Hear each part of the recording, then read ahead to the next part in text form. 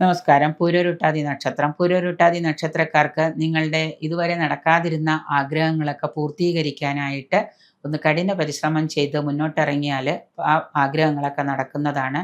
വിവാഹപ്രായം എത്തിയവർക്ക് ഗോചരവശാൽ വിവാഹത്തിനുള്ള യോഗം കാണുന്നുണ്ട്.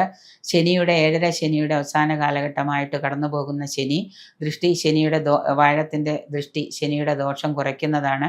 ശത്രുക്കൾ മൂലമുള്ള സാമ്പത്തിക കാര്യങ്ങളിലാണെങ്കിലും മറ്റു പല കാര്യങ്ങളിലാണ്, തൊഴിൽ സ്ഥലങ്ങളിലാണെങ്കിലും കർമ്മരംഗത്താണെങ്കിലും ഒക്കെ ശത്രുക്കളുടെ ശല്യം പൊതുവെ കുറയുന്നതാണ്. നിങ്ങൾക്ക് സ്ഥലം മാറ്റമോ സ്ഥാനമാറ്റമോ പ്രമോഷനോ ഒക്കെ ആഗ്രഹിച്ചിരിക്കുന്ന സർക്കാർ ഉദ്യോഗത്തിലിരിക്കുന്നവർക്ക് അതുമൊക്കെ ലഭിക്കുന്നതാണ്. ധാരാളം അസ്വസ്ഥതകളൊക്കെ അനുഭവയോഗ്യമാകുമെങ്കിലും മനോബലം കൊണ്ട് അതിനെയൊക്കെ നേരിടാനായിട്ട് പ്രതിസന്ധികളെയൊക്കെ തരണം ചെയ്യാനായിട്ട് സാധിക്കുന്ന ഒരു കാലമാണ് ഈ വ്യാഴമാറ്റം എന്ന് പറയുന്ന പൂരോരുട്ടാതി നക്ഷത്രക്കാർക്ക്.